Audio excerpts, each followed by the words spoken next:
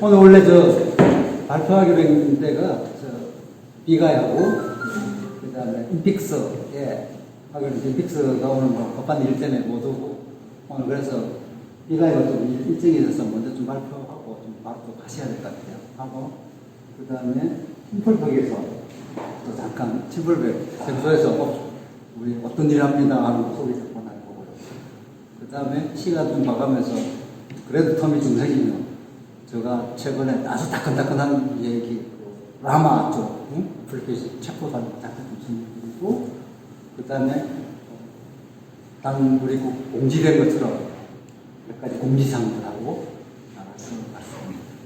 그럼 일단은 바로 진행하겠습니다. 우리 비가의 여기 김창순 소장님. 네, 반갑습니다. 저는 주식회사 비가의 소장을 맡고 있는 김창순이라고 합니다.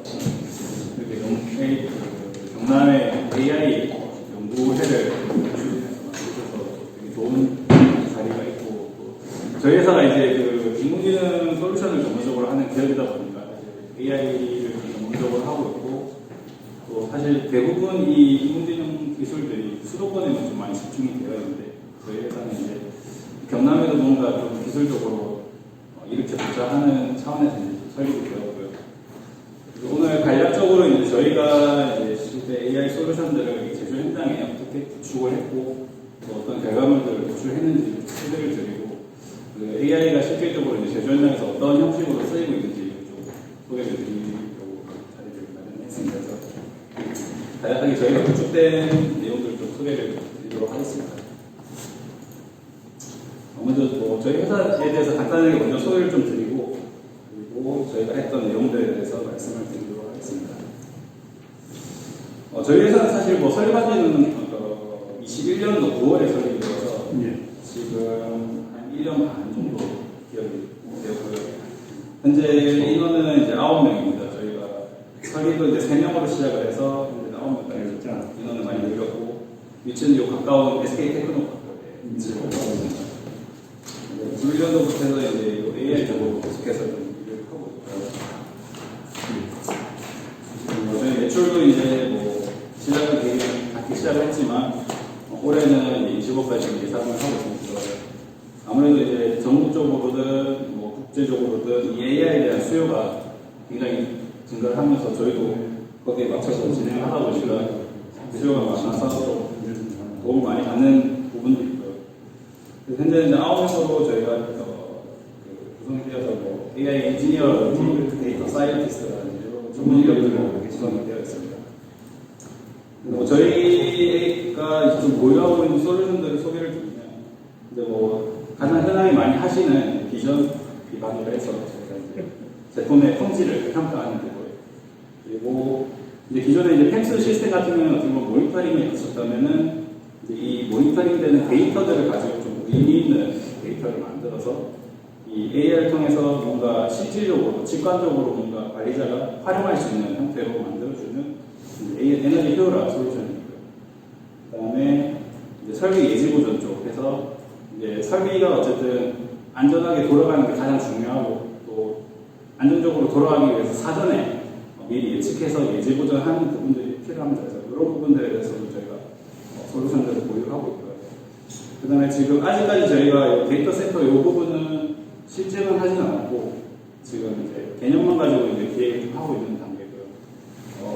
이번에 이제 HBL 데이터 센터가 요새 계속 이 에너지 효율화에 대해서 이슈가 많은데, 이 에너지 효율화를 이제 에너지 관점에서 AI를 통해서 어떻게 줄일 것인가, 그런 솔루션들을 좀 보유를 하고 있습니다. 그 밖에 이제 저희가 신재생 에너지라든지 그런 이제 발전량, 그런 예측 관리도 보유를 하고 있습니다.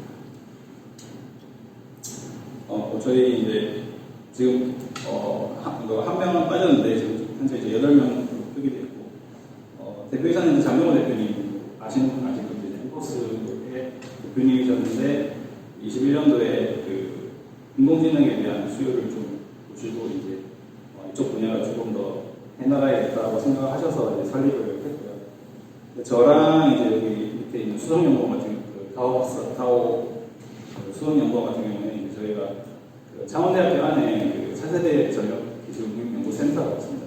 거기서 이제 AI 연구팀을 꿈을 있다가 장동원 대표님하고 이제 좀 마음이 맞아서 회사를 창업을 하게 되었고요. 그 이후에 계속해서 인원을 늘리고 있는 상황이고 앞으로도 더 늘려야 되는데 사실 다들 아시겠지만 인력 보기가 쉽지가 않습니다. 그래서 항상 갈구를 하고 있고요. 그래서 저희가 조금 구축을 했던 내용들에서 말씀을 드리면요. 이건 이제 미관금속이라고 지금 성산구에 있는데요. 금속 표면 처리 도금 업체입니다. 그래서 주로 하고 있는 게 이제 안전벨트 클립. 여러분들 아마 차량의 거의 80% 가까이가 이 기업을 거치고요. 이 기업에서는 이 안전벨트 클립의 도금을 전문적으로 하는 기업입니다. 그래서 저희가 라이파 사업을 통해서 이제 이 기업과 청소가 되어서 이제 작년에는 저희 설비 예지보전 쪽으로 솔루션을 구축을 했고 올해는 공정진흥화랑 에너지관리진흥화 쪽으로 이제 사업을 진행하고 있고요. 여기서 이제 저희가 어떻게 적용을 해야 하는가 AI 기술을 이제 간단하게 공정을 조금 설명을 드리면 여기는 이제 안전벨트 클립을 생산을 하기 때문에 먼저 고객사로부터 원재료는 입고를 합니다. 따로 주조 설비는 없기 때문에 원재료는 입고를 하고 표면 처리를 통해서 이거를 이제 도금을 진행합니다. 이 도금이 저도 단순하게 도금이 되는 것이 아니라 약 한 30개의 어떤 과정을 거쳐서 도금을 합니다. 녹고 제거를 해야 되고요. 그 안에 어떤 약품을 계속 입히면서 이제 도금을 하게 되는데 이 30개의 스텝을 거치고 난 다음에 도금이 완료된 거는 이제 이 베이킹로라에서 200도의 온도로 5시간 동안 구워주게 됩니다. 이 표면에 잘 붙게 하기 위해서. 그래서 그렇게 열 처리를 5시간 하고 나면 최종적으로 검수를 해서 이제 납품을 하는 공정이라고 보시면 되고요. 저희가 작년에 했던 내용 같은 경우에는 이 열 처리로 이게 이제 5시간 동안 200도의 온도로 베이킹을 하는데요. 얘가 중간에 어떤 문제가 발생하면 온도가 떨어진다든지 아니면은 갑자기 스톱이 된다든지 하면은 이 안에 지금 저희가 시간당 12,000개가 생산이 되는데 대략 한 6만 개의 제품이 다 페일이 납니다. 왜 그러냐면 이 데이터들을 납품할 때 모두 다 제출하게 되어 있고요. 중간에 뭐 온도가 떨어졌다든지 뭔가 문제가 있으면 이걸 납품을 하게 됩니다. 그러면은 그 비용 손실이 대략 한 3천만 원 정도 됩니다. 그러다 보니까 이 공정을 안정적으로 유지하는 게 이 미관금속 입장에서 굉장히 중요한 요소가 돼요. 그래서 저희 쪽에서 의뢰를 한 게 이제 AI를 통해서 뭔가 안정적으로 운영이 되고 뭔가 이상이 발생한다거나 문제가 발생할 여지가 있다는 것들을 미리 예측을 해서 알려주면 사전에 조치를 취해서 그런 문제들을 극복을 할 수 있지 않을까라고 제안을 해서 제가 그런 컨셉으로 이제 AI 도입을 시작을 하고 있습니다. 그래서 이제 저희가 라이파에서 지원하는 사업을 통해서 이 사업을 추진을 했고요. 올해도 지금 계속 추가가 진행을 하고 있습니다. 여기 이제 저희가 작년에 했던 내용을 사실 과제 발표하면서 영상으로 좀 제작을 했었는데 영상으로 좀 간략하게 소개를 드리겠습니다.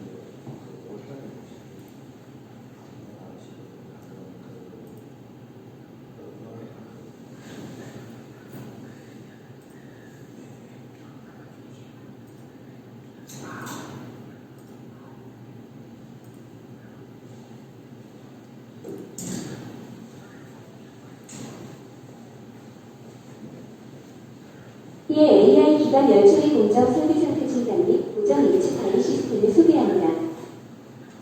주요 기업 미관금속은 자동차 부품 도금 전문 기업으로 스마트 팩토리 체제를 구축하기 위해 지속적으로 노력하고 있는 기업입니다. 본 사업에서는 안전벨트 클립을 도금 후 열처리하는 공정을 적용 대상으로 하였습니다. 열처리 공정은 도금된 생산품을 5시간 이상 200도의 온도에서 열처리하는 공정으로 시간당 12,000개의 제품을 생산합니다. 열처리 공정에서 설비에 문제가 발생할 경우 투입되어 있는 약 6만 개의 생산품을 모두 불량으로 처리해야 하기에 설비의 안정적인 운영이 매우 중요한 공정입니다. 따라서 예지 보전을 하기 위해 주요 보전 현장인 분조 시스템, 히팅 시스템, 컨베이어 레일을 대상으로 각 설비에서 수집되는 데이터 학습을 통해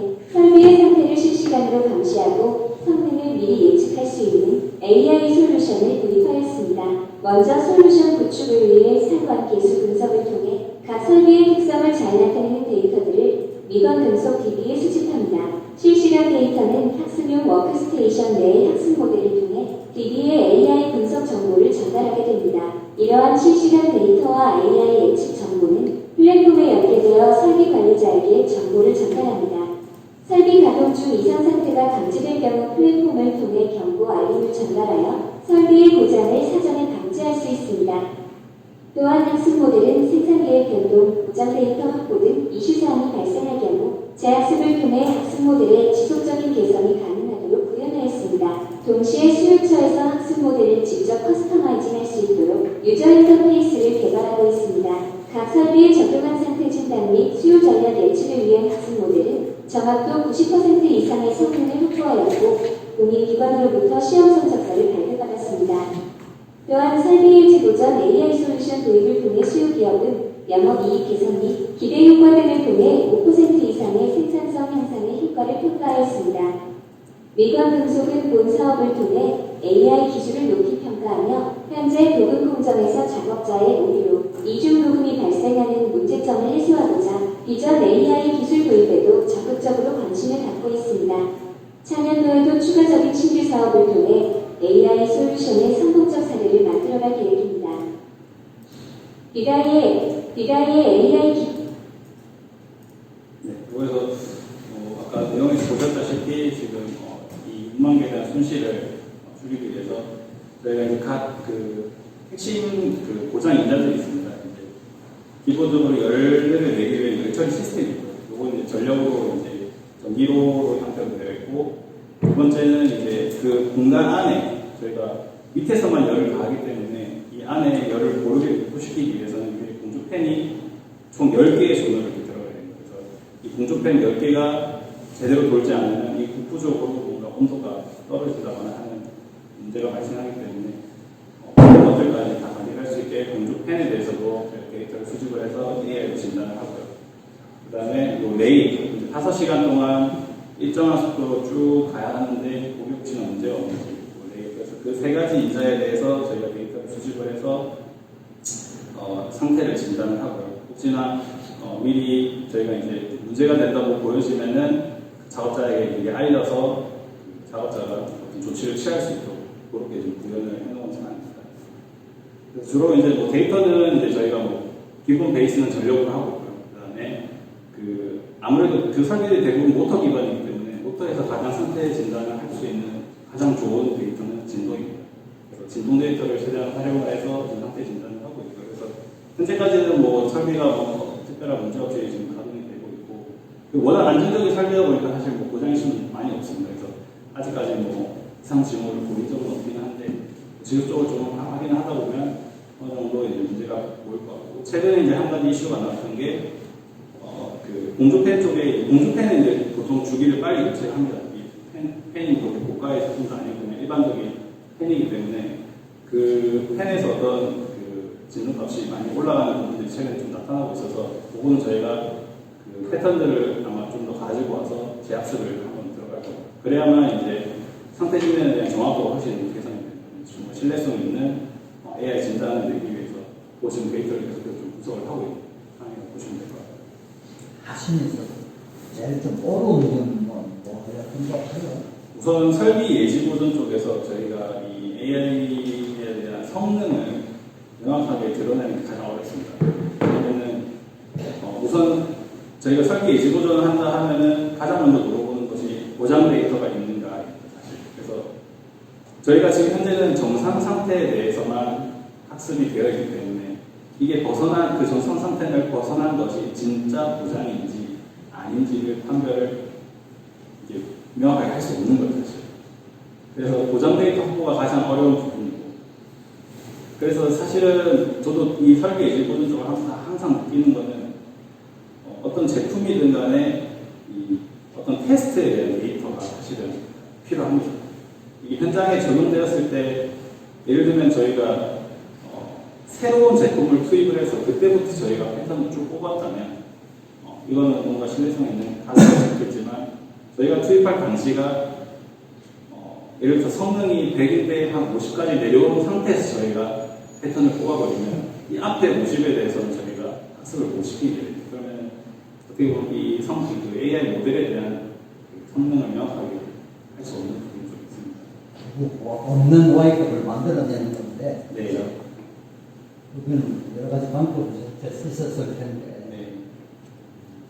결국 없는 Y값을 만들어낸다는 것은 저 설비의 속성들을 잘 알아야만이 사실은 개드링하고 네. 데이터를 짐작을 하고 그걸 검증을 할 텐데, 현장 인터뷰, 작업자들 인터뷰하면 안 하면 좀 어떻습니까?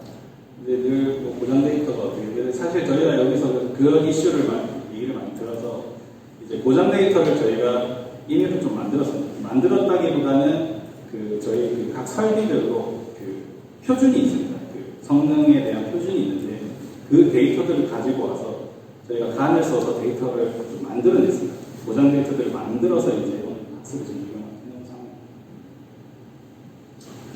네. 이 그 설비가 그 운전된 지가 한 얼마 정도 됐습니까? 설비 자체는 지금 한 도입되고 한 3, 4년 정도 되었습니다. 그 말고 저 AI 적용이 된 지는 이제 한 1년 정도. 1년, 1년 사이에 뭡니까 분양품이 나왔을 거 아닙니까? 그런 것들은 계속 다 학습을 시키는 거예요. 네, 그러니까 지금 최근에 와서 이제 설비가 문제가 되는 데이터가 조금 나타나기 시작해서 그 부분에 대해서 저희 지금 분석을 좀 하고 있어요. 그래서 거기는 분석이 되고 나면 학습 모델 좀 적용을 이렇게 아직은 네. 적용 안 됩니다. 사실 뭐 공장에서 저희가 고정 데이터를 확보한다는 게 참 어려운 일이에요. 그 요청을 하면 안 줍니까? 그러니까 이제 저희가 1년 동안 쌓아온 데이터를 저희가 계속 분석을 하는 거죠.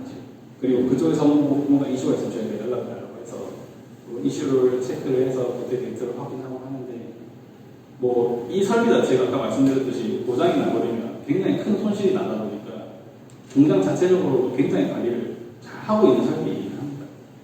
그러다 보니까 아무래도 고장에 대한 데이터 확보하는 게 사실 어려운 부분이 많습니다. 하나로 느끼는 거는 사실 뭐 필요한 부분이지만 또 데이터 확보가 어렵다 보니까 오히려 고장이 잘 나는 설비들을 대상으로 하는 게 더 적합하지 않나라는 생각을 지금 하고 있습니다. 그래서 보면, 실제 이해하면 데이터가 많이 있어야 되는데, 망건 상품을 하는데, 망건 생기면 그거 망해야 되잖아요.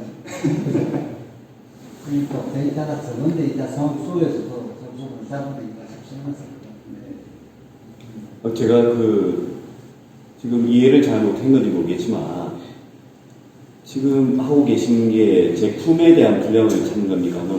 설비의 분량을 찾는 겁니까? 설비의 분량을 찾는 겁니다. 제품의 분량을 찾는 것은 아니고 이제 설비가 어떤 이상 징후가 나타나는 걸 잡아내는 게 예. 그러면 센서들을 많이 부착했겠네요. 네, 맞습니다. 그 설계도 저희가 진동 센서랑 온도 센서랑 여러 가지 붙여놨어요. 그럼 이상치를 찾아내는 게 가장 급선무지 않습니까? 네, 맞습니다. 그러면은 평소하고 다른 어떤 센서들의 변화 같은 거를 찾아내는 그런 AI가 들어가는 겁니까? 네, 맞습니다. 근데 이제 그게 이상치냐 아니냐를 사실 저희가 알리는 해줘야 되는데 이제 그 기준이 명확하지는 않잖아요, 사실.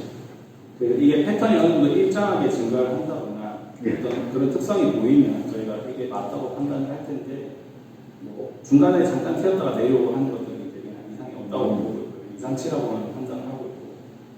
그래서 이제 고정 데이터가 명확하게 이게 문제가 생겨서 어느 순간에 고장이 났다. 그러면 이 일련의 패턴이 의미 있는 데이터가 되게 되거든요. 이 데이터를 가지고 저희가 AI 학습을 하게 되면은 어떤 정형화되는 모델이 나올 수 있는. 그러니까 산출과 그 센서 값들의 어떤 그 상관관계를 조금 따져보면 되지 않을까요? 네, 맞습니다. 네. 이제 모델 자체는 이제 상관계수를 뽑아서 그걸 기반으로 저희가 모델을 구성이 되어 있고요. 어떻게 보면 정상 상태에서만 학습이 되어 있기 때문에 이 보장에 대한 학습이 사실 좀 어려운 부분이 있습니다. 어떻게 보면 지금 그 학습하는 단계일 수도 있겠네요. 네.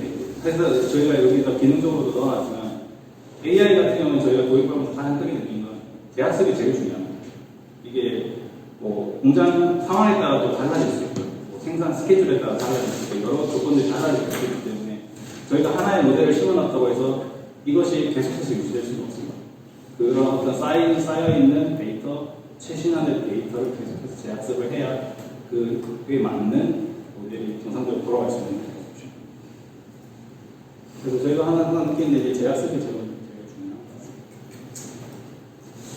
이게 뭐 많은 일이 시켜야 하는데 하나가 굉장히 보통 네, 제가 이게 쉽게 말씀드리기 어려운 일이 재학습. 엑셀 그러니까 시간축으로 있는 부분들을 어느 가지를 최소 리미티드 아니라 꺼내야 할지 이런 부분들도 이게 계속 연속되면서 가기 때문에 그런 부분만 하더라도 하나의 시간만 가지고 그 부분 지상치 잡아내고 분량을 잡아내고 사실 만만찮은다고 엄청 많은 부분인데 좀 많이 하셨겠네요. 대단합니다. 데이터를 많이 쌓는 게 가장 큰 힘인 것 같습니다. 그리고 이제 아까 뭐 영상에서도 이제 언급을 드렸지만 올해 이제 저희가 또 2개의 사업을 더 추가적으로 진행을 하게 되면서 이제 요 아까는 이제 열처리 공정이었고요. 이제 요거는 이제 도금 공정입니다. 이 도금 공정을 보시면 이번에 영상이 없어서 설명드리면 지금 수가 나오나요? 여기 보시면 이제 여기 열처리로인데요. 요렇게 해서 크게 돕니다. 돌면서 얘가 각 공정을 당구부 빼고 하면서 약 30개의 스텝을 다 거쳐서 최종적으로 들어오게 됩니다. 여기서 도금이 안 된 제품을 투입을 하고요, 이 작업자가. 그리고 도금이 끝난 제품을 작업자가 옆라인으로 옮깁니다.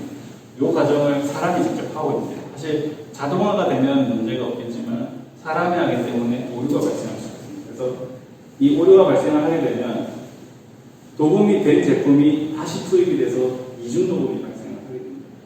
근데 이 이중 도금이 왜 중요하냐면 사람이 육안으로 검수하기가 참 어렵습니다. 이중 도금. 이게 이미 광이 나는 상태에서 또 광을 씌운다고 해서 그렇게 극명하게 드러나지는 않거든요. 근데 이게 나중에 납품이 되고 이제 시간이 좀 지나면 한 2, 3년 지나다 보면 벗겨지기 시작합니다. 그렇게 되면 리콜 상태까지 올 수 있는 사실이에요. 지금 여기서는 거의 국내 차량의 한 80% 가까이를 납품하고 있는 게 있는데 그런 문제가 발생하면 치명적으로 올 수 있는 부분이 있어서 그래서 이 문제를 해결하기 위해서 처음에는 여기 보시듯이 이 노트에다가 바코드를 부착을 해서 한 번 더 걸리면 이중이라고 체크를 했던 겁니다. 근데 이 도금액 자체가 산성이기 때문에 이 바코드를 부착하니까 이게 다 지워져요. 부식이 돼요. 그래서 저걸 한 6개월 정도 하다가 그만뒀거든요. 그래서 이 문제를 어떻게 해결할까 하고 고민을 하고 계시길래 저희가 이제 비전을 해봅시다라고 제안을 드렸고 이제는 지금 저희가 비전으로 이거를 잡아서 제 영상이 이렇게 작업자가 끝난 거는 걸고 새 거를 다시 투입을 합니다. 근데 이제 그냥 도로 놓치면 넘어가는 거예요. 그래서 지금 현재는 이제 카메라를 저희가 현장을 설치를 하고 이 로트단이랑 이 로트 자체를 객체 인식을 해서 이게 이중으로 들어간다고 판단이 될 경우에는 그 작업자에게 바로 알리고 올릴 수 있게 그렇게 지금 구현이 되고 있고요. 그리고 이거는 아직까지 완성된 솔루션은 아닌데 지금 계속 좀 적용을 해서 또 테스트를 하고 있는 단계라고 보시면 됩니다. 현재는 지금 객체 인식을 해서 하고 있고 뭐 객체 인식에는 저희가 욜로 7으로 지금 하고 있고요. 그 다음에 요게 이제 저희가 객체를 잡아서 요 이동하는 패턴을 하기 위해서 이제 시계열 방식으로 해서 STM을 써서 이제 그 이동 좌표를 가지고 얘가 정상적으로 이동을 했는지 안 했는지를 판단하게끔 구현을 해놓은 방식입니다. 요로보다는 포즈 시스템 이전 세가서 하는 게 낫던가요? 그 저희 개발자가 욜로가 더 쓰기 좋다고 해서 근데 욜로 좀 적용하고 요로 그 심플 로로 무브넷이나 이런 것은 아주 심플하게 잡히니까 네. 손목까지 잡히니까 네. 손가락까지 안 잡히니까 요로 쓰면은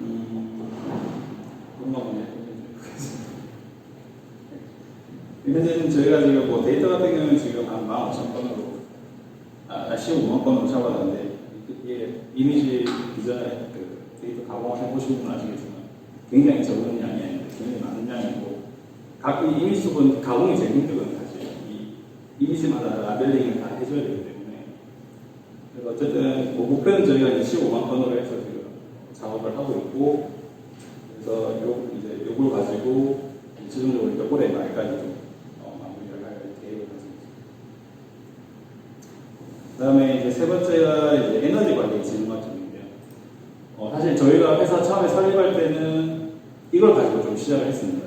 이제 아무래도 엠포스 장병호 대표님께서 이제 투자하시면서 펜스 사업을 주로 하셨기 때문에 펜스의 어떤 약점이라고 할까요? 이제 사실 펜스를 설치해도 이걸 정말 활용을 잘 하시는 기업이 있는 반면에 참 많은 부분에서는 활용을 잘 못하고 있습니다. 이게 데이터는 올라오고 있지만 그거를 뭐 중소기업 입장에서는 에너지를 관리하는 전문 인력 부족하고요. 그리고 데이터가 올라온다 해서 이걸 어떻게 효율화를 해야 될지도 잘 모르고, 그래서 때로는 외부에 용역을 줘서 에너지 관리를 위한 선생님에서 받기도 하고, 하지만 실질적으로는 펜스가 조금 그런 부분에서 좀 취약합니다. 그래서 저희가 AI를 통해서 뭔가 실질적으로 이게 직관적으로 우리가 쓸 수 있게 만들어주자가 취지였고요. 그래서 뭐 오른쪽에 보시면 이제 예를 들면 저희가 피크 전력이 오늘 몇 시에 얼마만큼 일어날지를 예측을 하고, 그리고 이 피크가 이전에 학습된 데이터들 기반으로 오늘 예상되는 이 피크치가 어떤 설비들이 주로 영향을 미칠 것이다 라는 것까지 노출을 해주게 됩니다. 그러면은 관리자 입장에서는 오늘 이 정도 피크가 치겠네, 이렇게 치면 안 되는데 어떤 설비들을 봐야 되지 라는 걸 바로바로 이 정도 생각할 수 있는, 기존에는 뭐 이런 예측도 안 되었고 자기들이 나름 분석을 해서 이런 것들이 영향이 많네 정도까지만 이해를 하고 있었지만 이렇게 매일매일 아침마다 이렇게 보고를 받을 수가 있고요. 그리고 이제 대기 전력도 저희가 관리하는 솔루션을 놓고 있는데요. 사실 뭐 대기 전력이 전체 공정에는 2% 내외로 굉장히 작은 비중을 차지하지만 제가 느낄 때는 이 공장의 에너지 비용이 굉장히 큽니다. 미가노석 같은 경우에도 1년에 전기료만 한 3, 4억 됩니다. 그러니까 그 정도 되는데 뭐 적은 금액은 아니고, 그러니까 거기에 2%면 나름 큰 금액이에요. 그래서 이것도 충분히 의미가 있겠다 해서 저희가 이제 에너지 데이터를 기반으로 3단계로 분류를 먼저 합니다. 그래서 가동 중인 것과 대기 중인 것과 완전히 중단된 상태로 3단계로 먼저 분류를 하고, 그 분류된 기준으로 해서 실제 대기 전력이 발생한 것들을 분석을 해서 리포팅을 해주게 되면 작업자는 여기서 대기 전력이 많이 발생을 하고 있는데 바로 배치를 하고 관리를 할 수 있게끔 그렇게 분양이 되어 있고요. 그 외에 지금 저희가 한 가지 더 추가하고 있는데 위에 그래프 보시면 이제 에너지 관점에서 공정 스케줄링을 하는 건데요. 잘 아시겠지만 산업용 전력은 시간대별로 요금이 좀 다릅니다. 그래서 최대 부하 시간대, 중간 부하 시간대, 경부하 시간대에 그 시간대별로 전력 요금이 다 다르기 때문에 전력 요금이 비싼 시간대에는 가급적이면 에너지 소비를 좀 줄여야 돼요. 전력 요금이 저렴한 시간대에는 좀 늘리면 에너지 비용을 많이 줄일 수 있습니다. 이 경부하 시간대와 최대 부하 시간대 전력 요금은 약 3배 차이거든요. 그렇기 때문에 그런 것들을 조금만 시프팅을 해주면 사실 에너지 세이브를 많이 할 수 있거든요. 그래서 저희가 에너지 관점으로 이제 각 그 설비들에 대한 데이터를 예측값을 만들어서 그 예측된 결과를 가지고 이 TOU라고 하는데 이 시간대별로 전력요금이 다른 부분을 고려를 해서 이제 그 최적화된 에너지 스케줄, 공정 스케줄링을 이렇게 일단위로 표현을 해줄 수가 있습니다. 물론 사실 요거의 가장 큰 취약점은 공정 스케줄링을 에너지 관점에서만 짜주기 때문에 현장의 환경에 대해서는 전혀 고려가 되지 않고 있습니다. 이게 좀 현재로서는 조금 미비한 부분인데 이제 뭐 MES라든지 이런 데이터들까지 생산 계획 또는 그런 것들이 다 연동이 된다면 조금 더 현실 가능한 스케줄링 데이터가 나오지 않을까 좀 고민을 하고 있습니다. 현재까지는 이렇게 에너지 관점에서만 서비스를 하고 있습니다. 그래서 이제 미관노석에 지금 약 한 72개 설비가 구축이 되어 있고 이 부분에 대해서 저희가 각 솔루션들을 지금 적용하고 있는 상황입니다. 에너지 관련해서 나한테 이렇게 열처리, 벨트로 열처리, 네. 보험하기 전 열처리. 네. 열처리도 전기가 많이 들어가고 네, 맞습니다. 길이가 되던데 열처리도가 요 72개 설비 중에 차지하는 비중이 약 35%인데, 그래서 열처리도가 말씀하신 대로 가장 전기를 많이 나요. 그리고 열처리에 열을 올렸다 내렸다 하는 그걸 조심히 보니까 네. 결국 그 품질에 굳이 그 정도까지 안 올려도 될걸 작업장에서는 안 네. 되는 걸로 위해서 네. 왠지 안에 떨어지만 위쪽 라인에 걸리고 있는 걸 내려도 품질은 문제 없으면 내리면 에너지 절감은 엄청 되더라고요. 네, 맞습니다. 처음에 그걸 제안드렸었는데, 기업에서는 그런 위험을 안 가져가려고 하시더라고요. 사실 조금, 거기서 이제 애로사항이 좀 있긴 한데, 그런 거에 대해서 조금만 더 적극적으로 뭔가 분석을 해서 하려고 하는 의지가 있다면, 훨씬 에너지 절감이 될 거라고 생각을 하고 있습니다. 그래서 이제 저희 에너지 관리 진흥한 솔루션 같은 경우에는 첫 번째 이제 수요적인 예측, 그래서 실제 이제 그 공장 전체 그리고 설비 단위의 어떤 예측, 저희는 이제 15분 단위의 하루치를 예측을 해서 제공하고 있고요. 그리고 아까 말씀드린 피크 절감 예측, 이거는 잘 아시겠죠? 전기 요금이 피크치에 따라서 기본 요금이 결정이 되기 때문에 기업에서는 가장 치명적인 부분입니다. 피크 관리가 굉장히 중요합니다. 그 다음에 용률 관리는 잘 되는 기업 같으면 큰 영향이 없겠지만, 오토 설비나 이런 것들이 많은 기업들은 용률 관리가 사실 필요합니다. 이게 전력 품질에 대한 페널티를 부과를 하기 때문에 이런 부분도 잘 관리하면 오히려 인센티브를 주기 때문에 그것도 관리를 하고 있고요. 전력 수요 예측은 알고리즘 저희는 아래는 시계로. 근데 생산 계획을 알지 못한 상태에서 어째 수요 예측이 가능합니까? 그걸 알지 전력을. 네네. 현재는 저희가 전력을 시계열로 예측을 하고 있습니다. 과거의 패턴을 네, 맞습니다. 가지고요. 네. 그리고 아까 말씀드린 대기절 역할이라든지, 그리고 아까 말씀드린 공정 스케줄링, 이것도 이제 저희가 각 설비별로 몇 시부터 몇 시까지 운영하겠다는 조건들을 넣어주고 그 안에서 가장 최적화된 공정 스케줄링을 도출하게끔 이제 시뮬레이션 형태로 제공을 하고 있고요. 저기는 할인을 쓰셨던 거 이유가 있습니다. 짐작은 되지만 물어보면. 네네. 그게 가장 최선이라고 판단했습니다. 왜냐면 저희가 저 같은 거는 굳이 오래된 걸 반영할 이유가 별로 없잖아. 저희가 이제 그 학생 모델을 계속 도출하게끔 되어 있거든요. 그래서 지금 45일 데이터를 가지고 예측을 하게 됩니다. 최신화된 데이터를 가지고 계속 예측을 하기 때문에 과거의 데이터 가지고 하게 되면 데이터 굳이 이게 반영할 이유가 별로 없는 모델이 나서 네네네. 그래서 이렇게 최신화됩니다. 학습된 게 그 다음날 하루치를 예측을 하고 이렇게 계속 시프팅이 되기 때문에 매일매일 학습을 하게 됩니다. 이렇게 해버리면 다 틀리시다는 얘기가 결국 그 롤링성 약간 이용을 하면 좀 더 쉽게 제가 될 텐데. 네. 그런 형식으로 지금 하고 있습니다. 롤링성 윈도우 사이즈 적당히 쓰고. 인적인자들. 현재 이 전력 예측 같은 경우에는 전력 데이터입니다. 저희가 지금 이것도 개선을 해야 될 부분인데. 전력만 쓰기 때문에 결국에는 현실하고 생산 결과가 맞아요. 네, 그래서 떨어지게 되거든요. 맞습니다. 저희가 펜스 기준으로 이게 업그레이드 돼가고 현재까지는 이렇게 되어 있고 지금 N에서 연동이 들어가야 됩니다. 사실은요.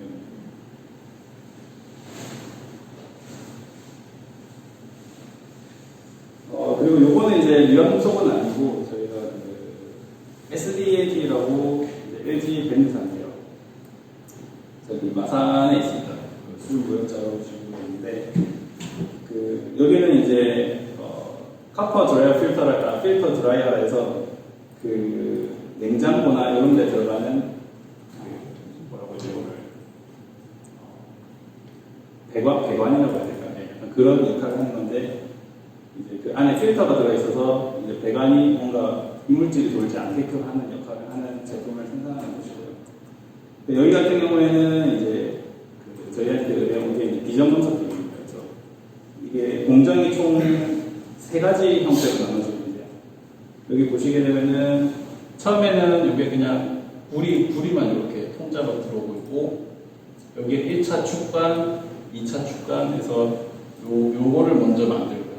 그 다음에 요 배관을 연결해서 하는 여기 용접 공정에서 총 3가지 공정 프로세스로 구성이 되어 있습니다. 근데 실제 이제 여기가 지금 불량률이 한 9,000 ppm 정도 발생을 하고 있는데 뭐가 문제가 생기면 계속 지속적으로 그 문제가 생산이 되는 것. 그래서 그 문제를 찾고는 싶은데 사실 방법이 없어서 저희한테 의뢰가 왔고 처음에 저희가 데이터 분석을 해보니까 몇 가지 인자들이 좀 영향이 있을 거라고 저희가 판단을 했고 그 데이터들을 기반으로 해서 지금 AI 모델을 좀 구축을 하고 있고요. 그래서 이제 저희가 일단 비전을 통해서 먼저 분량을 검출을 합니다. 그래서 이게 저희가 용접 전과 후로 나눠서 측정을 한 그 이미지를 캡처를 하는데요.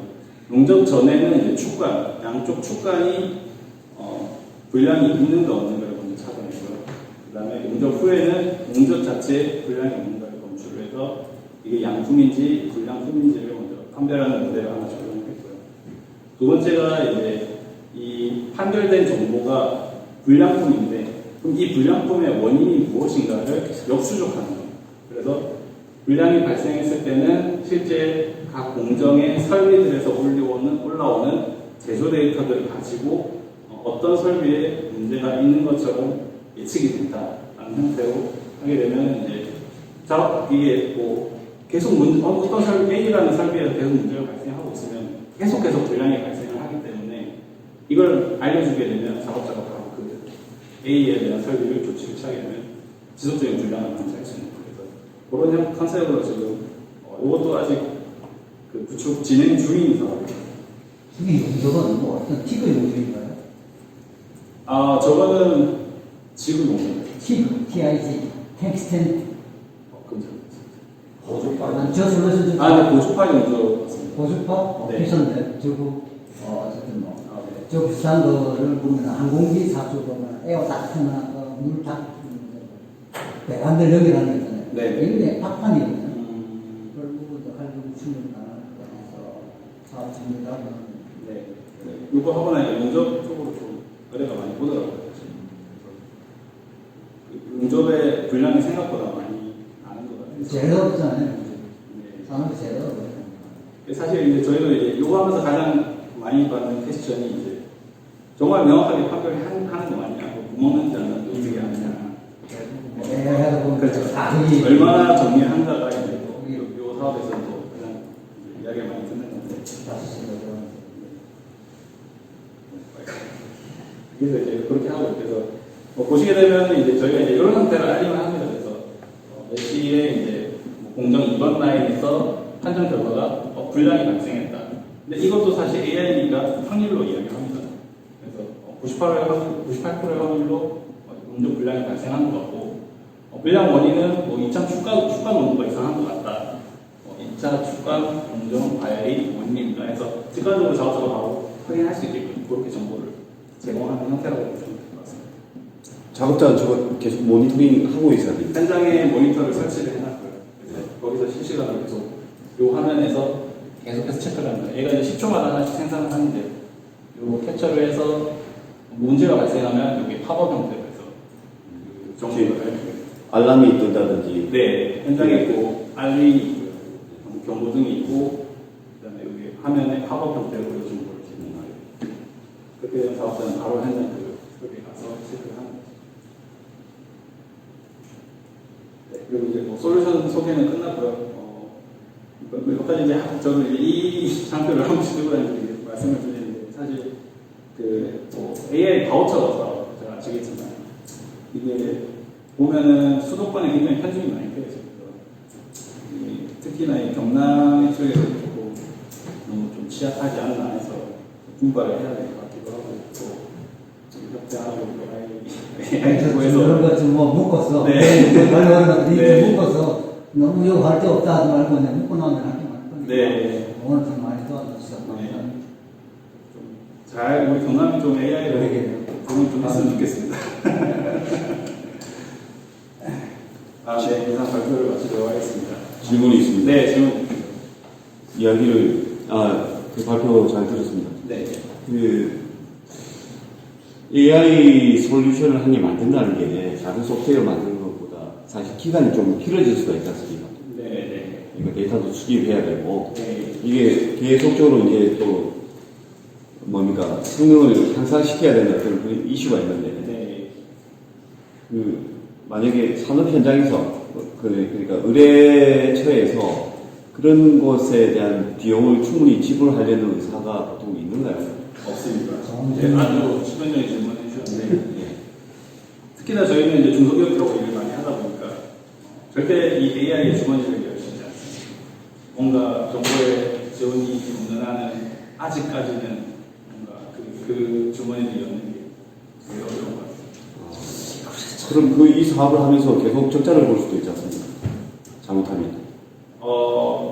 그래서 지금 최근에 나오는 이 AI 쪽 사업들이 자기 본인들도 전부 다 알거든요. 이게 마중물 역할을 해주기를 바라면서 사실상 수요기업한테는 어떤 부담을 주지 않고 지원을 하는 형태를 많이 하고 있다 보니까 이강동이든 아까 저희 SAT들 크게 부담 없이 이 사업을 참여해서 혜택을 조금 지금 하면 진짜 혜택을 많이 볼 수 있는데 이거마저도 사실 이게 적극적으로 관심을 안 가는 기업들이 많긴 한 것 같은데 제가 지난번에 기사화했는데 대한민국의 전국을 봤을 때 AI 쪽에만 전문을 하는 기업들이 10군데 중에 1군데 정도만 이익을 내고 나머지는 다 적자에 거두기는 거예요. 그래서 거기 좀 보니까 특히 경량이 좀 오른 부분들은 결국 이런 부분에 어떤 엄청난 아이디어를 내고 엄청난 난리를 하고 했는데 그걸 제가 쓰는 건 좀 상대적으로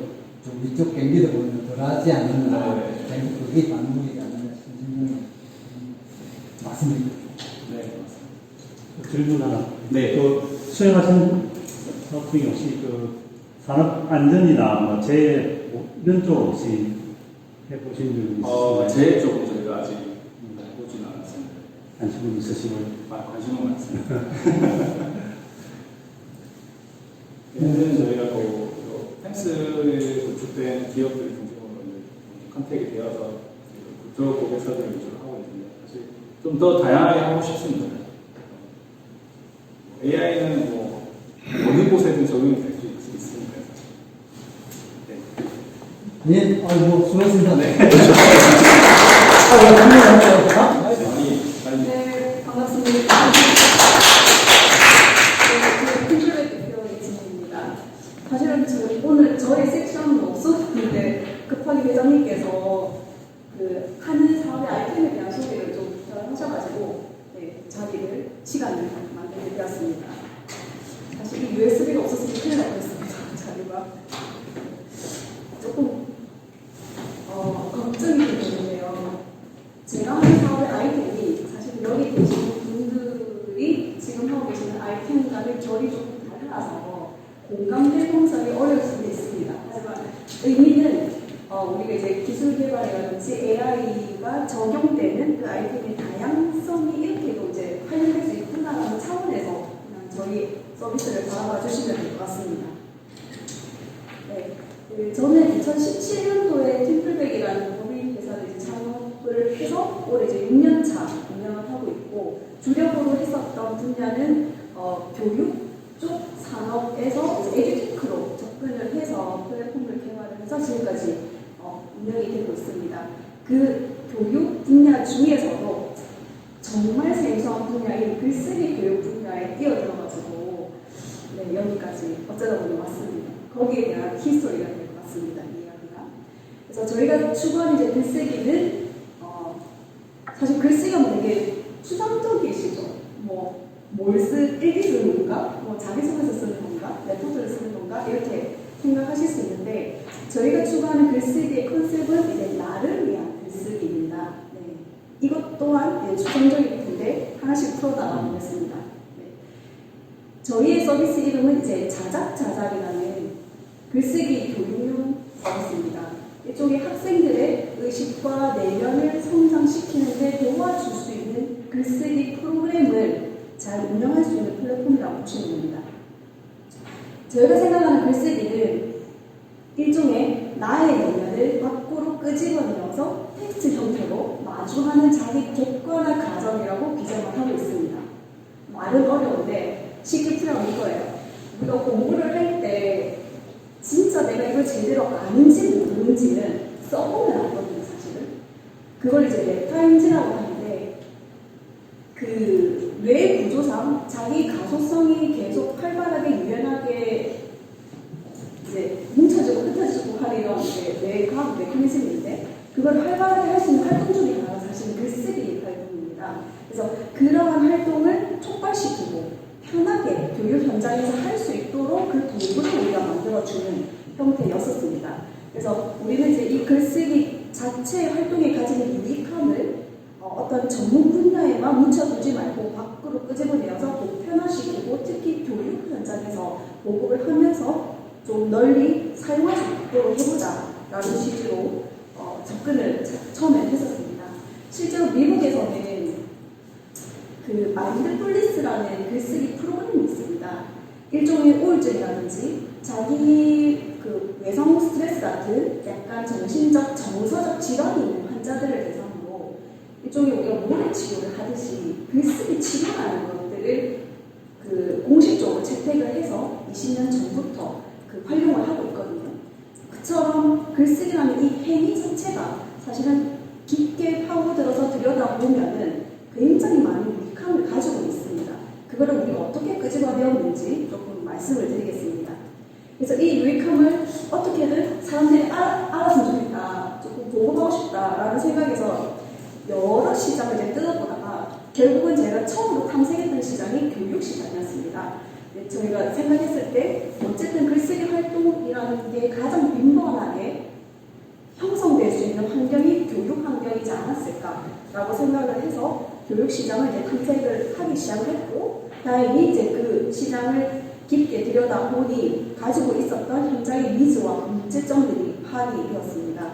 그래서 이러한 여러 가지 문제점들을 잘 접목을 해서 서비스로 이제 가공을 해서 시작을 하게 되었습니다.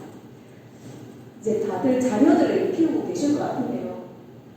요즘에 문해력이라든지 기초학력이 저하된다 이런 문제점들이 사실 교육 그 환경 안에서는 굉장한 화두가 되고 있거든요. 그리고 특히나 요즘 이제 GPT가 나오면서 학생들한테 서술형 수행평가 과제를 내줘도 이걸 집에서 지가 썼는지 GPT가 썼는지 제 교육자 입장에서도 굉장한 예민한 부분이 생기게 되었습니다. 그래서 그런 면들 때문에 오히려 저희 서비스는 지금 트렌드에 맞춰져 가고 있는 상황이고 GPT가 나옴으로 인해서 오히려 더 각광을 받고 있는 상황이 되었습니다. 그래서 어쨌든 결국은 제가 그 글쓰기 활동을 조금 촉진할 수 있게 만들 수 있는 글감이라는 컨텐츠와 그걸 활용해서 교육자 입장에서 지도를 편하게 할 수 있는 교수 지원 툴을 결합을 해서 이제 플랫폼을 만들었던 게 자작자작이라는 이제 플랫폼이 되겠습니다. 이 플랫폼은 지금 웹 기반으로 개발이 되어가지고 이제 그 선생님과 이제 학생들이 회원가입해서 사이트에 로그인해서 그냥 같이 쓰는 사이트라고 보시면 됩니다. 그래서 즐겁게 시작해서 이제 끝까지 쓴다라는 슬로건으로 한 번 들어온 학습자는 그 글쓰기 모든 여정을 끝까지 할 수 있도록 끌고 가는 이제 일을 하고 있습니다. 그래서 이 플랫폼 자체가 어쨌든 시장에서 쓰여야 이게 돈으로 환산이 되는 거니까 어떻게 하면 교사가 우리 제품을 채택하게 만들까를 이제 고민을 하기 시작했고, 그런 관점에서 이 플랫폼은 이제 교육자한테 사용에 대한 편의성과 교수 업무를 지원할 수 있는 툴과 기능에 맞춰져서 개발이 되어갔습니다. 그리고 학습자 입장에서는 지금까지 재미없는 숙제처럼 뭐 종이에 쓰거나 여러 가지 어떤 이제 환경에 쓰는데 이걸 마치 나의 블로그에 쓰듯이 글쓰기 환경이 조금 달라지고 세련된 느낌으로 이제 학생들한테 제공해 주면서 그 재미를 느낄 수 있도록 이제 시스템을 개발하기 시작했습니다. 그래서 저희 프로덕트는 크게 4가지 프로세스로 진행이 됩니다. 네. 그 첫 번째 과정은 이제 교육자 관점에서 우리 반 아이들, 학생들한테 어떤 글감을 제공하고 글을 쓰게 만들까라는 것을 학교 현장에서 진짜 고민들을 많이 하시고 거기에 교수 커리큘럼을 짜는 데 시간을 정말 많이 할애를 하고 계시거든요. 왜냐면 이게 글쓰기는 너무 좋은 건 알겠어. 근데 교사인 내가 바빠서 시키기가 힘들어. 그래서 이걸 업무적으로 이제 최대한 부담감을 줄여주기 위한 거를 해결하는 게 관건이었습니다. 그렇게 나온 시스템이 이제 글감을 상폐할 수 있는 시스템이 되겠습니다. 그래서 이 글감 시스템에 저희가 제공해주는 교과 연계형 글감 콘텐츠를 활용하셔도 되고 또는 그 교육자 본인의 교육적 의도에 따라서 커리큘럼을 실제 워크북처럼 생성을 하셔가지고 이제 우리 반 아이들한테 이제 제공을 하게 됩니다. 그러면 그 글감 요소마다 이건 글쓰기 교육적 기능과 효과가 있어야 되기 때문에 일반 블로그나 카페에서 쓰는 거하고는 다른 분야가 있습니다. 교육적 그 기능이 포함이 되어야 되기 때문에요. 그래서 교사 입장에서 글쓰기 과제를 시키고 여기에 대한 이제 첨삭 지도하는 시간이 굉장히 많이 걸렸었는데 이런 부분들을 이제 저희가 이제 기능적으로 대부분의 교정은 다 이제 자발적으로 끝낼 수 있도록 시스템 지원을 하면서 제공을 해주고 있습니다. 예를 들어서 뭐 그런 게 있어요. 사문단으로 써야 되고 천자 이상으로 써야 되고 꼭 포함되어야 되는 단어가 있어야 된다. 라는 것들이 있으면 그거를 이 시스템이 이제 자가 진단을 하면서 이제 필터링을 해주는 거죠. 그리고 뭐 맞춤법 이런 교정도 다 이제 제공이 되고 특히나 요즘 이제 학생들은 비속어를 많이 쓰니까 이상한 단어들도 줄임말들도 많이 쓰거든요. 예, 그런 것들을 이제 올바른 단어, 통계적 그 언어로 치환해주는 뭐 이런 것들을 이제 제공해주고 있습니다. 사실 이제 이런 메커니즘만으로도 이제 교육자 입장에서는 예전에는 일일이 첨삭 지도를 다 해줘야 되던 활동들이 사라지니까 이제 훨씬 더 만족도가 높아지는 그런 부분이 있었습니다. 그리고 저희가 처음부터 이제 글이라는 거를 데이터 가정으로 바라보고 있었는데 이걸 이제 분석을 너무 해보고 싶었어요. 그래서 그걸 쌓아가는 활동으로서 이제 이 플랫폼을 서비스를 시작했었는데 어쨌든 그 쌓여지는 한 학생들의 그 데이터를 모아서 이런 뭐 통계 자료도 내어주고 그리고 뭐 학급 단위의 평균 어휘 능력에 비해서 학생별로 누가 높고 낮은지 이런 통계 자료를 제공해주고 있습니다. 그리고 끝으로 글쓰기 활동이 계속 지속되게 하기 위해서는 어떤 그 활동 뜻에 대한 효능감이 이어져야 되는데 학생들 같은 경우에는 그 효능감을 줄 수 있는 가장 최적의 방법은 나의 글이 실린 책을 받아본다든지 한 번은 책을 만들어 보려고 주는 것이었습니다.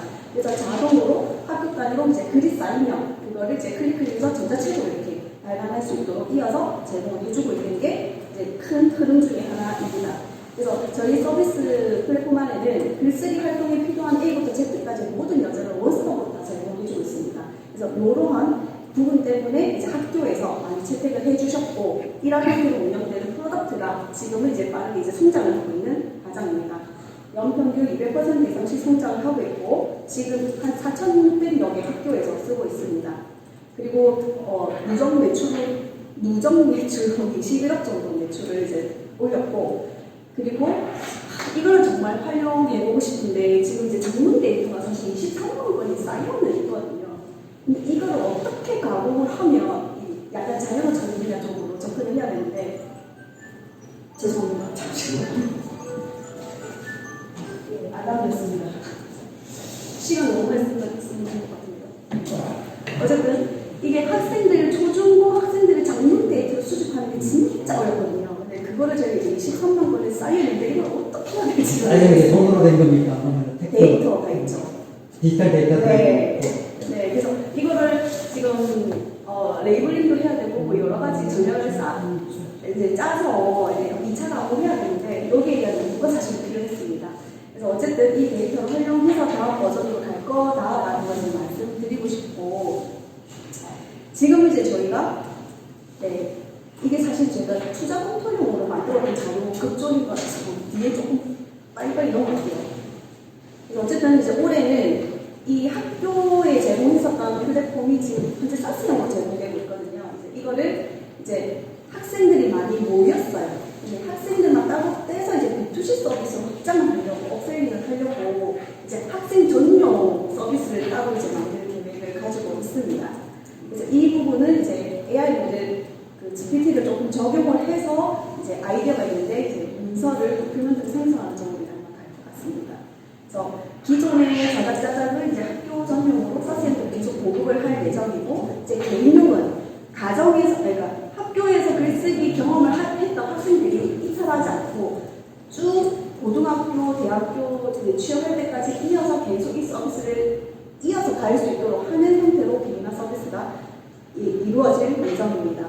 그리고 여기에 대한 어떤 수요라든지 이런 부분들은 이미 이제 확약이나 수요처가 있는 상태여서 이제 빨리 계약을 정하면 되는데 개발자가 없습니다, 지금. 제가 도와드릴게요. 아, 너무 좋습니다. 네. 그래서 도큐먼트 쪽에서 제가 생각하는 한 아이디어 중 하나는 요즘 자기소개서 쓰는 거 있잖아요.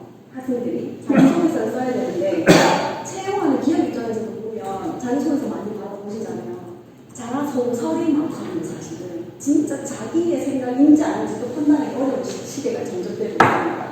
이거를 저희 앞에 글쓰기 프로그램을 조금 엮어가지고 이렇게 대화를 하다 보면 진짜 자기의 솔직한 데이터로 자기소개서를 완성하는 형태가 지금 구성된 게 있는데 이제 요거를 출시를 할 예정입니다.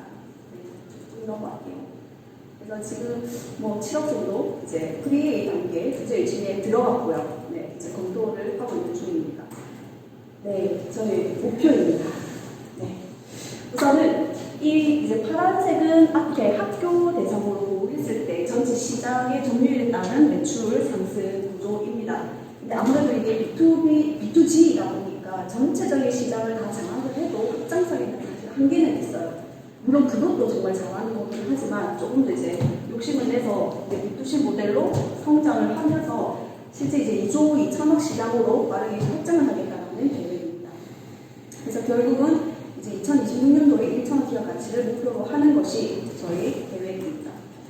네, 끝으로 네, 저희들 이제 약간 아이템이 생소하시죠? 어쨌든 학생들의 그 의식과 내면 성장을 이제 쓰면서 할 수 있도록 하는 그 자기 실천 프로젝트를 저희 서비스와 계속해서 같이 할 수 있도록 하는 게 저희 목표가 되겠습니다. 질문 하나 네, 뒤에는 뭐 그냥 기본적인 상황이니까 넘어가겠습니다. 네. 질문 하나 드릴까? 네. 제가 저번에 저 영어 학원 전문 학원에 네. 갔으니까 강의 같은 거 들은 적이 있어요. 네. 그래서 얘기 들어보니까 요 챗GPT하고 학원 이런 것 때문에 학부모들이 잘 애를 학원을 보는데 뭘 얼마나 배워오는지 네. 그냥 명장면처럼 얘기 적어오는데 이것들이 어떤 의미인지 알고 싶어하는 거예요. 그래서 제 이야기를 그걸 단어를 쓰는 것들을 쭉 보면은 이 학생이 어느 쪽에 뭐 발달 지향적이 발달이 많이 그럴 수 있고 이런 부분들 공부를 할 수 있다. 사실 네. 서울 쪽에서는 그런 부분이 문제를 좀 모아가지고 그 친구의 캐리어라고 못하냐. 커리어 한 진도를 하는 그걸 갖다 해주고 아니한 여론이니까 여론 진도를 해주고. 네. 그게 영어는 네, 영어는 상용하는 서비스들이 나와 있기 한국어는 때문에 좀 한국어는 아직까지도 메이저급이 사실은 없습니다. 그래서 저희가 조금 그 시장을 빨리 선점을 하고 싶은 생각도 가지고 있습니다. 이렇게 나머지는 안 좋겠습니다. 네. 그래서 사실은 그거를 목표로 하기는 했었거든요. 그래서 글 데이터를 보면 우리가 지금까지는 그러니까 사람의 글을 보면 그게 그러니까 한 사람의 글을 지속적으로 보면 그 글을 쓴 사람의 화자의 약간 스타일이 주관적으로 파악되는 경우가 있거든요. 그걸 이제 데이터 분석형으로 이제 바꾸는 작업인 거죠. 실제로 그 어휘 중에서도 부정어 어휘 구름이 있고 긍정어 어휘 구름 중립이 있는데 이것만 분포도를 따져도 어떤 특정 학생이 정말 부정적인 단어를 주로 많이 쓰는 경우들도 있습니다. 네, 그럴 때는 조금은 이제 학부모나 교사 입장에서 조금 이제 관심을 가지고 이 친구가 왜 이렇게 부정 단어를 많이 쓰는지 예방도 할 수 있고 정서적으로 그런 지표들을 이제 앞에 이제 제품 안에서도 구체화해 나가야 되는 요지 중 하나이지 않을까 생각을 하고 있습니다. 네, 그래서 이게 결국은 글을 쓰는 간단한 활동이지만 이게 계속 지속되고 쌓였을 때는 정말 무궁무진하게 시장을 확장해 나갈 수 있는 가능성이 좀 있다고 보고 있거든요. 거기에 대한 확신을 가지고 있습니다. 네, 그래서 이제 저의 이런 비즈니스를 사실은 RCT 협회는 처음으로 이렇게 말씀드리는 것 같아요. 무서운 것 같아요. AI하고 접목하면 충분히 네, 그래서 사실 여기 처음보다 이제 제조기관 데이터를 많이 나누시고 그쪽 아이템을 하시니까 저희 서비스를 공감을 좀 하기가 쉽지는 않더라고요. 그래서 오늘 기회가 이제 회장님께서 주셔가지고 오늘 쭉 설명을 한번 드리게 되었네요. 네, 이상. 네, 네. 아이고. 그 지금 요 대상은 학생들 대상인가요? 네, 제 초중고 지금은 학생한테만 제공이 되고 있습니다. 그때는 박상을 좀 바꿔서 네. 지금 코로나 시대잖아요. 네. 우리가 뭐 침해라든가 이런 건 문제가 심각하잖아요. 요거 연결해서 계속 어떤 그 사람이 어떤 글을 쓰게끔 해서 이 글 쓰는 속도라든가 그 변화가 계속 남잖아요. 네. 그걸 분석하면 아, 이 사람이 지금 상태가 어떤 진전을 이루고 있구나. 우리 그게 AI가 지금 생각이 들거든요. 그게 정말 맞아요. 그 같이 한번 시니어 인재개발연구 네, 원장님께서 같이 한번 협업해서 네. 공동 관장하면 해서 좀 아 너무 좋습니다. 네. 감사합니다. 오늘만 네. 얼마나 그 좋아하는 시니어 아, 인재개발연구 원장님께서 찾아주셔가지고 그 말씀을 정말 똑같이 하셨어요. 네, 네. 그 프로그램을 학생들만 하는 게 아니라 요즘 그렇죠. 50대 이상도 사실은 퇴직도 빨리 하시고 약간 제2의 제3의 설계를 해야 되는 시대인 거잖아요. 그 과정에서 어떤 정서적 케어 반드시 필요하고 글쓰기 프로그램 통해서 자기의 자아성을 만들 수도 있고 이런 인생 회고를 한 번씩 할 수 있는 프로그램으로 발전시키면 좋겠다라고 말씀을 해주셔서 사실 그 시장도 저희는 크게 보고 있습니다. 굉장히 크다고 보고 네. 지금 이제 그분들은 정부에서 이제 보호를 해야 이제 이렇게 해야 될 어떤 그거잖아요. 맞습니다. 사업비를 많이 쓸 것 같아. 그 정부에서 이제 사업비를 많이 그 지원을 할 것 같아서. 제가 또 그릇이 약해가지고 도와주시면은 어쨌든 아이템과 저희가 이제 노하우를 있으니까 환경만 만들어 주시면은 여기 대표님들하고 같이 협업하면서 사업을 꼭 비즈니스로 키워 한번 가보도록 하겠습니다. 네. 네, 고맙습니다. 내가 잠깐 보여드리려고.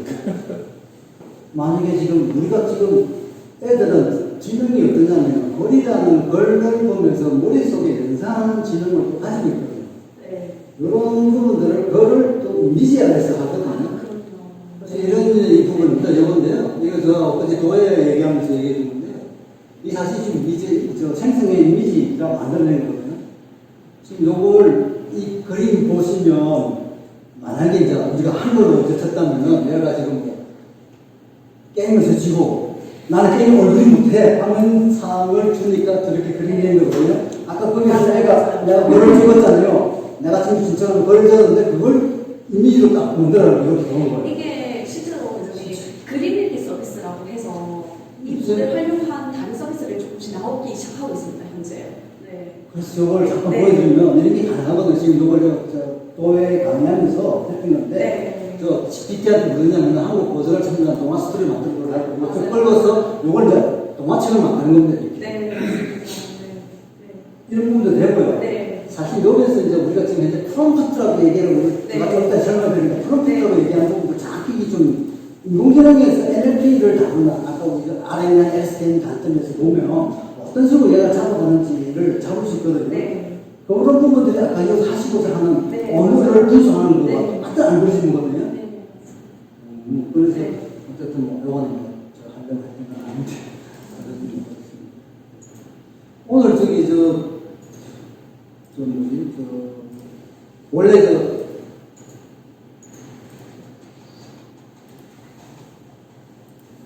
업체 두 군데가 까불을 낸 바람에 무슨 둘이서 대타를 작전합니다 하는데 제가 그냥 최근에 아주 최근 겁니다. 최근 건데 여기 뭐냐면 라마 아시죠? 라마 혹시 이모님 들어보셨죠?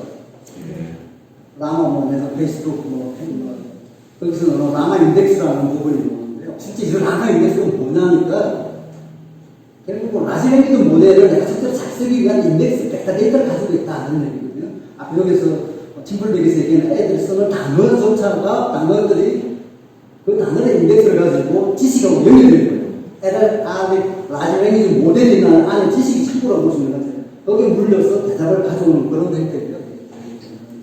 이걸 가지고 아주 재밌어가지고 제가 이제 좀 프로그램 좀 했게 있는데 그래서 요거 같은 경우는 지금 다 풀리고 있으면 유튜브 있지 않습니까? 유튜브에 URL 주고 거기에서 데이터를 꺼내와 그걸 가지고 학습을 시킵니다. 학습을 시키고 그 유튜브 끄다보니 그 데이터 좀 많이 들어오네요. 요걸 가지고 학습을 시키는데 나는 챗GPT처럼 학습을 안 시키고 라마 인덱스를 이용해가지고 라마 인덱스의 벡터라이즈 데이터하고 실제 라지랭귀지 모델에 있는 벡터라이즈 한글하고 전공을 해가지고 들어오는 거를 오픈에 일타를 써가지고 답을 퀘스천을 질문을 뽑아내는 거예요.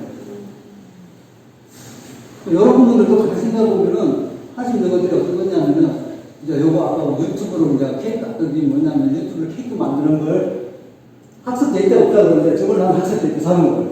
그럼 그걸 학습시키고 그 다음에 여기다 뭐라 물어봤냐면은 how to make a cake, make 만든 방법을 가르쳐라. 좀 했거든요.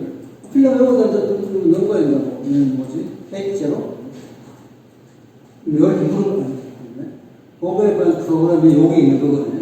이런 부분들을 같이 생각해보면 이에 의해서 아까 팀플백에서도 충분히 어떤 특정한 부분들의 애들 작품 행동에다가 라시레기는 모델을 접목한다는 의미는 야가 어떤 식으로 발전해야 될 무엇을 가르쳐주는 부분이라고 생각하시면 될 거예요. 그런 식으로 해서 코칭에 나가시면 되는데 그럼 라시레기 모델을 어떻게 내가 어느 특정 부분에서 어떻게 이용할 거냐 하는 부분만 살짝 고민하면은 몇 가지 사용해보면은 이게 적응이 되겠다 안 되겠다 판단됐을 때 뿐만 아니라 이것들은 우리 MS, ERP, PLM의 유세이지, 막 Q&A하고 그 다음에 막 물어보고 하는 것들, 또 매뉴얼을 학습시켜서 이용할 수도 있는 부분들이 같습니다.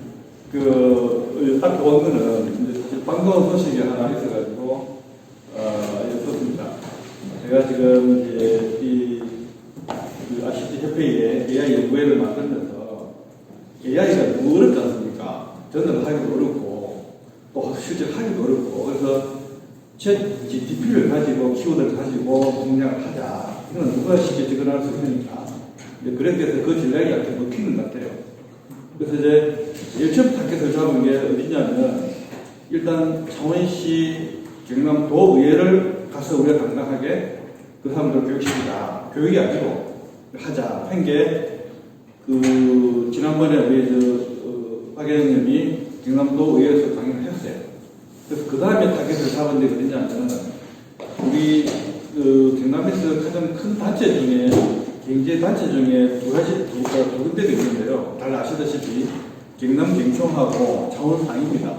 이 자존심이 굉장히 강한 데거든요. 그래서 이 두 군데에 가서 당당하게 한 몇백 명 모아놨고, 잘하는 사람 모아놨고, 제 GTP를 강의를 했으면 좋겠다. 생각하고 이제 이렇게 추진을 했는데, 오늘 반가운 소식이 왔습니다. 경남경총에서 연락이 먼저 왔습니다. 그래서 이제 또 샤내에 한 200년 이상 분들이 CEO들이 옵니다. 그래서 이제 그때 5월달까지는 이미 계획이 서서 거기 오시는 분 강사분들이 서울서 타도에다 오십니다. 굉장히 굉장한 분들이 오시는데 5월달까지는 강사 결정이 났고 6월달에 우리 ICT 협회의 AI 연구에서 이제 챗 GTP를 가지고 강연을 하게 될 것 같습니다. 이때 박수 드립니다. 그래서 오늘 아마 이게 강의실이 지금 꽉 찰 줄 알았는데 좀 설레게서 그랬는데 아무튼 AI 연구회가 계속적으로 경남에서 잘 보이도록 대단하더라. 전문가 집단 닦구나. 라는 소리를 듣도록 같이 합심했으면 좋겠습니다. 네, 고맙습니다.